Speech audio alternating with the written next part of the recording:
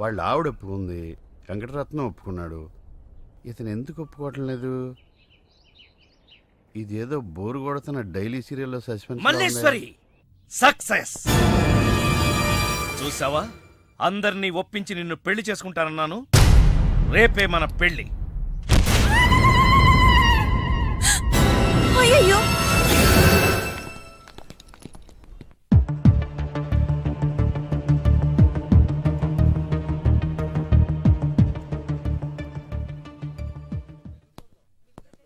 I'm sorry, అతని మెదడులో main వైర్లన్నీ కాలిపోయాయి.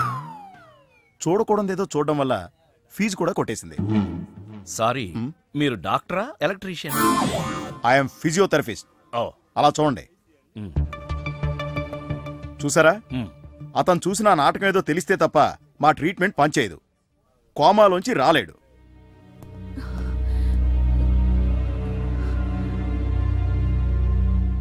వెళ్ళు. 1000 అబద్ధాలాడి మన పెళ్లి జరిపించడం కాదు, ఆ ఒక్క నిజం చెప్పి అతని ప్రాణాలు కాపాడు. వెళ్ళు. కోవెల్లో ఉన్న దేవుడు, కోమాలో ఉన్న పేషెంటు ఒకటేనంటారు. కళ్ళు తెరిచావే, నీ ముందు పశ్చాత్తాపడితే నేను చేసిన పాపం పోతుంది. కానీ నీ రోగం మళ్ళీ పెరుగుతుందేమో. అయినా చెప్పక తప్పదు. 20 ఏళ్ల క్రితం తెలియకుండా చేసిన తప్పుకి యావజ్జీవ శిక్ష అనుభవిస్తున్నా. లాయర్గా ఎన్నో కేసులు గెలిచాను, కానీ మనిషిగా నా సమస్య ముందు ఓడిపోయాను. దాని పరిష్కారం కోసమే నిన్ను పిలిపించాను. నువ్వు దారి చూపిస్తావన్న ఆశతో నేను నీకు సినిమా తీస్తానన్న ఆశ చూపించాను. ప్రతి మగాడి విజయం వెనక ఒక ఆడది ఉంటుందంటారు. మీకు ఇద్దరున్నారు కదా. ఇప్పుడే కోమాలోంచి బయటకొచ్చావు. కొట్టానంటే మళ్ళీ కోమాలోకి పోతావు. చెప్పేది ఆడది స్నేహితురాలైతే అతని విజయం యవ్వనం నుంచే ప్రారంభమవుతుంది. నా ప్రయాణం వారాల అబ్బాయిగా మల్లీశ్వరి ఇంట్లో ప్రారంభం. నా చదువు ఆమెను షాడోలా ఫాలో అయ్యింది. నేనొక స్టెప్ పైనుండాలని కావాలనే తను ఎప్పుడూ ఒక మార్కు తక్కువ తెచ్చుకునేది. నా ప్రోగ్రెస్ చూసిన వాళ్ళ నాన్నగారు నేనొక పెద్ద లాయర్నవుతానని దురాశపడ్డారు. ఆయన ఊహ ప్రకారం నేను లాయర్నయ్యానే గాని చెప్పుకోదగ్గ లాయర్ని కాలేదు. చెట్టు కింద ప్లేడర్నయ్యాను. మల్లీశ్వరిని చూశాను 20 ఏళ్ల తర్వాత.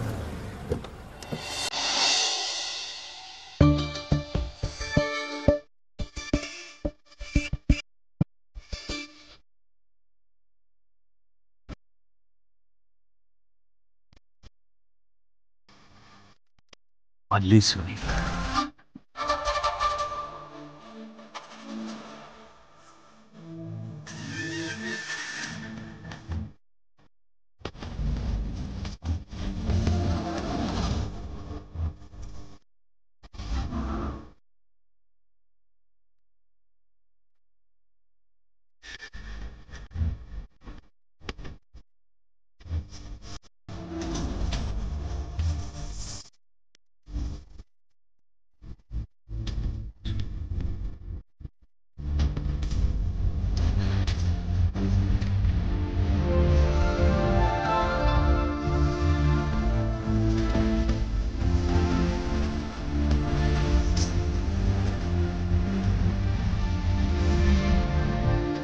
నమస్తే.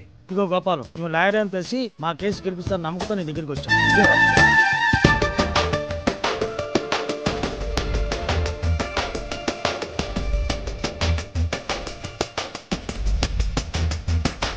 సరి అయిన సాక్ష్యాధారాలు లేక ఈ కేసు కొట్టివేయడమై.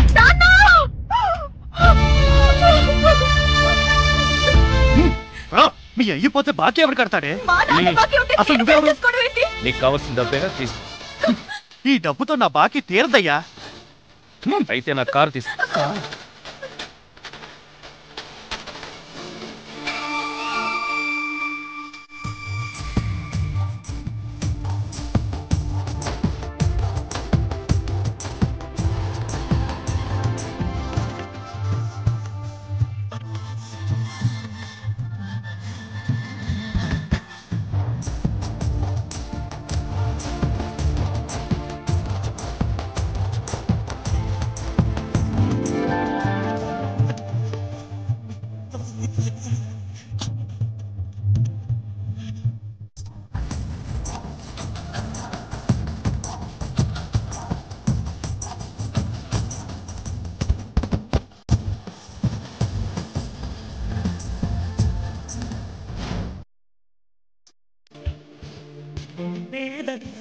అలా పెళ్లి చూడ్డానికి వెళ్ళిన నేను సీతను పెళ్లి చేసుకోవాల్సి వచ్చింది. కానీ ఈ విషయం మల్లీశ్వరికి సర్ది చెప్పలేకపోయాను.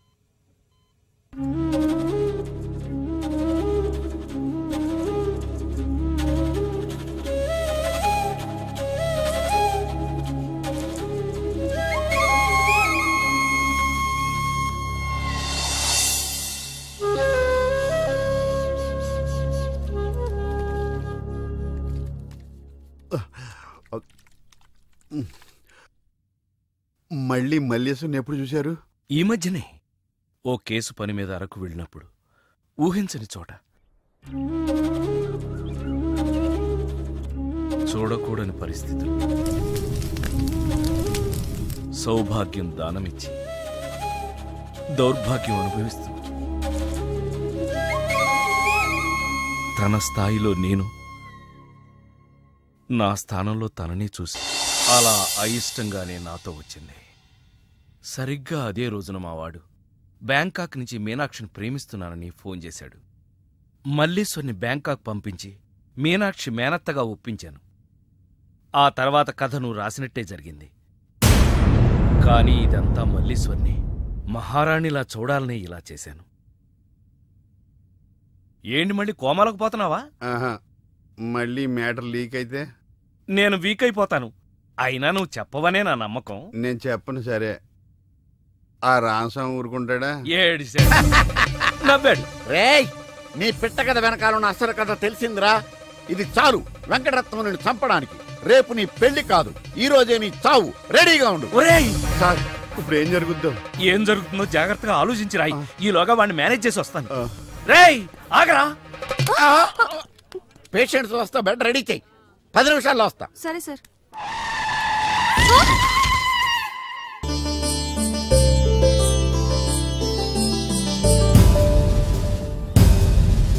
శ్రీవారి పెళ్లి కొడుకు కోసం ఎలా ఉంది? నా పెళ్లి నీకు ఏడాకోళంగా ఉందా? ఇంతకీ క్లైమాక్స్ రాసి వచ్చావా? 3 రకాల క్లైమాక్స్లు రాశానండి. 3 ఎందుకు? ఏం జరుగుద్దో తెలియక. 1, కొడుకు పాయింట్ ఆఫ్ వ్యూలో నిజం తెలిసి పెళ్లి ఆగిపోవడం. 2, మల్లేశ్వరి పెళ్ళొద్దంటాం. ఇంకేం మిగిలింది? రామస్వామి వెళ్ళి ఫుల్గా మీ ఫ్లాష్ బ్యాక్ వెంకటరత్నానికి చెప్పాడు. మొన్న హాస్పిటల్లో బయలుదేరిన రామస్వామి గారు ఇంతవరకు ఇంటికి చేరలేదు. వాడు ఏమైపోయాడో, ఎక్కడున్నాడు? 10 నిమిషాల్లో వస్తారు అనుకుంటే పేషెంట్ తో వస్తారనుకున్నాను. మీరేంటి పేషెంట్ అయ్యి వచ్చారు? ఎలా జరిగింది సార్? అంబులెన్స్ గుద్దింది. అదృష్టవంతులకు అంతే. మరి ఇంకా నువ్వు కూడా వెళ్ళి అంబులెన్స్ తో గుద్దించుకురా. వెళ్ళు. ఏంటి సార్ ఇంత టెన్షన్ గా ఉంటే పర్సులో మేడం గారి ఫోటో చూస్తూ ఉంచుంటారు? ఈ ఫోటో చూస్తేనేరా ఎంత పెద్ద సమస్య అయినా చిన్నదిగాను, మా ఆవిడే పెద్ద సమస్యగాను కనపడుతుంది. ఎవరిదంటారు? రామస్వామి. ఊరుకోండి సార్, 3 రోజుల నుంచి కనిపించినోడు ఇక్కడికి ఎలా చేస్తాడు? 3 ముళ్ళు పడకూడదనేనేమోరా. ఏమండోయ్, ఫోన్ వెంకటరత్నం గారికంటే. వెంకటరత్నానికి సరే, చేసింది రామస్వామి. అబ్బే, ఏదో హాస్పిటల్ నర్సు, కానీ చేయించింది రామస్వామి. ఏంటి, గోపాలం అంత పని చేశాడా? రాయ్ గోపాలం! అయ్య బాబోయ్!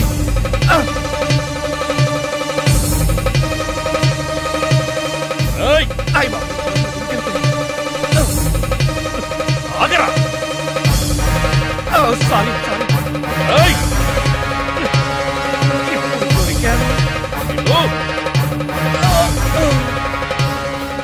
అసలు విషయం ఏంటమ్మా? అది బావా జరిగింది. ఇంకా నేను ఈ టెన్షన్ తట్టుకోలేను గాని కళ్ళు మూసుకుని 1 నుంచి 3 దాకా లెక్క పెడతాను. నువ్వు నన్ను కాల్ చేసి జైలుకి వెళ్ళిపో, నేను పైలోకానికి వెళ్ళిపోతాను. 1, తర్వాత 2, ఆ పైన మీకు ఇంకా మోడలేదు. యారా, నన్ను చివరి చూపులు చూడడానికి వచ్చావా? లేదు, ఆ రామస్వామి ఫోన్ లో మల్లీశ్వరి మ్యాటర్ చెప్పలేదని చెప్పడానికి వచ్చాను. మరి ఆ రామస్వామి హాస్పిటల్లో ఉన్నా చూడడానికి వెళ్ళలేదని ఆయన కోపం వచ్చింది. మిమ్మల్ని ఎవ్వరూ ఏం పీకలేరు. నన్ను నేనే పీక్కున్నానే. వాడు మల్లీశ్వరి కథ చెప్పేసి ఉంటాడని తొందరపడిపోయి నా ఫ్లాష్ బ్యాక్ అంతా నేనే చెప్పేశానే. వస్తానండి. ఎక్కడికి? పైలో కనుక కాదు, మీ సావు కబురు అమ్మగారికి చెప్పాలి కదా. గోపాలం, నన్ను చంపేరా. నేనా? నువ్వే? నిన్నా? అవును, నన్నేరా. ఆనాడు నువ్వు మల్లీశ్వరిని ప్రేమించావని తెలియకే కదా నా చెల్లెల్ని నీకిచ్చి పెళ్లి చేసి పెద్ద తప్పు చేశాను. కాని నా తప్పు నువ్వు దిద్దుతున్నావు. అందుకే ఈ పెళ్లి దగ్గరుండి నేను చేయిస్తాను. కానీ బావా, ఈ విషయం నా చెల్లెలికి తెలియకూడదు సుమా. అంతేనా? అంతే. యారా, మొదటి క్లైమాక్స్ లో దెబ్బతిన్నావా? రెండో క్లైమాక్స్ లో మీరు దెబ్బతింటారులేండి. ఎలా? రామస్వామి వచ్చి మీ ఫ్లాష్ బ్యాక్ మొత్తం మీ అబ్బాయి చెప్పేస్తాడు. హాస్పిటల్లో ఉన్న రామస్వామి ఇక్కడికి ఎలా వస్తాడరా? స్ట్రెచ్చర్ మీద ఎగురుకుంటూ వస్తాడా? ఎటెళ్ళాలి సార్? ఇటు వచ్చి మా వాడికి లెటర్ రాశాడు చేతికి అందిస్తాడా? అది చూసి మా వాడు షాక్ అవుతాడా? కరెక్ట్ గా గెస్ చేశారు. అదే జరుగుతుంది చూడండి. ఇక నుంచి మీ క్లైమాక్స్ మీరు రాసేసుకోవచ్చు. వస్తా. నానా ఎంజాయ్ చెయ్యి, ఎవరికి అన్యాయం చేయొద్దని నువ్వు సందేశాలు ఇస్తే నువ్వు ఫాదర్వి కాదు, గాడ్ ఫాదర్ అనుకున్నాను. కానీ నువ్వు 20 ఏళ్ల ఓ అఫైర్ ని దాచి ఎవరో నిన్ను ప్రేమిస్తున్నట్టు చెప్పించి నీకేం తెలియనట్టు నటించి చివరికి అమ్మతోనే పెళ్లి కొప్పించావంటే నువ్వు క్రిమినల్ లాయర్వి కాదు, క్రిమినల్వి. పార్థు, నేను ఈ పెళ్లి ఒప్పుకోవడానికి కారణం నువ్వేదో నన్ను ప్రేమించావని కాదు, మీ నాన్నగారి గొప్పతనం. బ్యాంకాక్ కి నువ్వు మీ అమ్మగారితో మా ఇంటికి వచ్చే ముందు రోజు రాత్రే మీ నాన్నగారు ఫోన్లో నాకు నిజం చెప్పారు.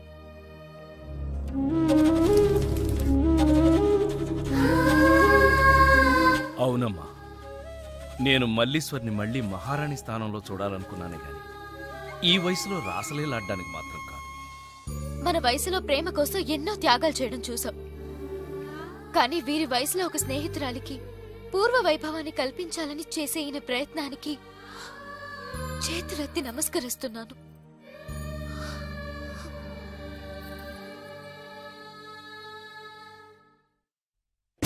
అబ్బా, తొందరగా పంపించవయ్యా. రండి అమ్మా, మీరు కూడా లేటేనా? ఏంద్రా, పేరంటానికి వచ్చినానా? నా బిడ్డను కాదని ఈ పెండ్లు ఎట్టా చేసుకుంటాడో నేను కూడా చూస్తా. అమ్మో, ఈవిడ ఎలా మేనేజ్ చేయటం? వద్దు గోపాలం, మనకి పెళ్ళొద్దు. బాధ, దిగులు, ఉక్రోషం వీటన్నింటికంటే మనిషిని కృంగతీసేదేంటో తెలుసా? తప్పు చేశామనే భావన. ఆ బాధతోనే కదా నేను ఇదంతా చేసింది. ఆడది తన సర్వస్వాన్ని త్యాగం చేస్తుంది కానీ కట్టుకున్న భర్తని మాత్రం కాదు. ఆ నమ్మకంతోనే నేను ఇంతవరకు మౌనంగా ఉన్నాను. కానీ నా నమ్మకాన్ని అక్క తన అమాయకత్వంతో ఓడించింది. తన త్యాగంతో నన్ను గెలిచింది. ఓ మనిషి ఒకేసారి ఎంతమందినైనా మోసం చేయొచ్చు, ఎన్నిసార్లైనా ఒకే మనిషిని మోసం చేయొచ్చు. కానీ నా అనుకునే వాళ్ళని ఒక్కసారి కూడా మోసం చేయకూడదు. నన్ను క్షమించు, దయచేసి నన్ను మర్చిపో. ఆగమ్మా, క్షమించాల్సింది నన్ను. నీకు తెలియకుండా అన్యాయం చేసింది నేను. తెలియకుండా చేసిన తప్పుని కనీసం తెలిసి దిద్దుకునే అవకాశం ఇవ్వమ్మా. ఒకవేళ ఈ పెళ్లి జరగకపోతే నా చెల్లెలి పరిస్థితి. బావా, నువ్వన్నా చెప్పు బావా.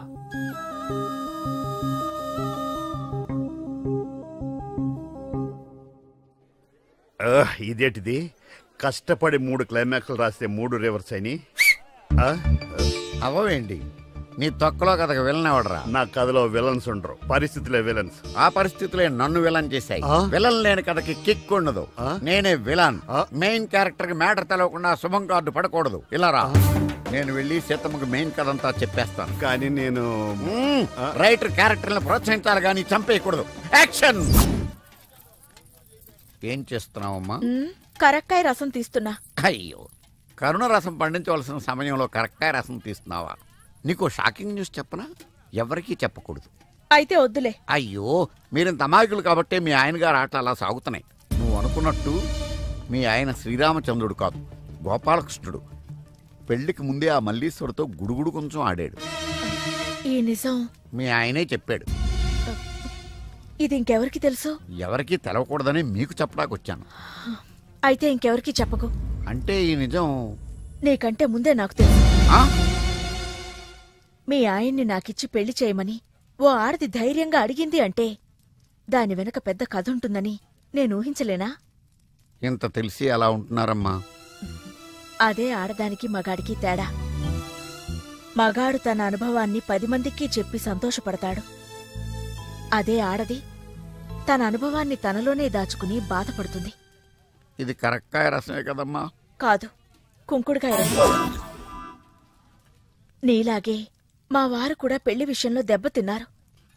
ఇష్టం లేని పెళ్లి చేసుకున్నా పెళ్లికి ముందే ప్రేమించారనే ఊహ కూడా రాకుండా కాపురం చేశారు. కంటికి రెప్పలా నన్ను చూసుకున్నారు. కానీ ఇప్పుడు నీకు సవతిని తీసుకొస్తున్నాడు కదమ్మా. ఆమెను తీసుకొచ్చేది నాతో పడకో ఆయనకి పడక కావాల్సొచ్చో కాదయ్యా.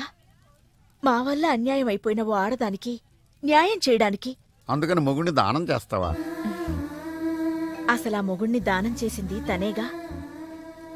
దానం చేసిన తన కోసం త్యాగం చేయడం తప్ప ఈ 20 ఏళ్ళు ఆ భర్తని బిడ్డని మోశాను. కాని నాకు తెలుసని మా వారికి చెప్పకు. నాకు తెలియకూడదని ఆయనకి తెలియకుండా నేను గుప్పెట్లో నిజం దాచుకుని గుడుగుడు గుంజం ఆడటమే సంసారం. సార్, ఏమైంది? నేను ఓడిపోయానని ఒప్పుకోవడం కంటే మానవత్వంతో మీరు గెలిచారనుకోవడం కరెక్ట్ సార్. అసలు నిజమేందో చెప్పు. కొన్ని నిజాలు కొందరికే తెలుసు, దాచిన నిజం ఇంకొందరికి తెలుసు. అది తెలియని నిజమని మరికొందరికి తెలుసు. ఎవరికి దాయాలో కొందరికి ముందే తెలుసు. ఇందులో కొంచెం నాకు తెలుసు. మొత్తం అన్ని నిజాలు మీకు తెలుసు. అసలు నిజం మీ బావకు తెలుసు. నీ మాటలు దూరదర్శన్లో మధ్యాహ్నం వార్తల్లో ఒక్క ముక్క అర్థం కాల. కానీ ఎవరికి అర్థం అవ్వాలో వాళ్ళకి మాత్రం బాగా అర్థమయ్యేటట్టు చెప్పాడు. నాకు అర్థమైన నీ పిట్ట కథ నేను చెప్తాను. చెప్పు. అనగనగా ఒక బిడ్డ, ఆ బిడ్డ చేతిలో ఒక బెడ్డ, దూరంగా బ్యాంకాక్ లో ఒక చెట్టు, ఆ చెట్టుకు బాగా పండిన ఒక పండు. ఇది ఎక్కడ? ఈ బిడ్డ బెడ్డతో ఆ పండును కొట్టాడు. అది గురితప్పి పక్కనున్న పిట్టకు తగిలింది. ఆ పిట్ట భయంతో రెట్ట వేసింది. ఇప్పుడు చెప్పండి, తప్పెవరిది? బిడ్డదా, బెడ్డదా, పిట్టదా? శుభం. గుండె రాగం పాములు పట్న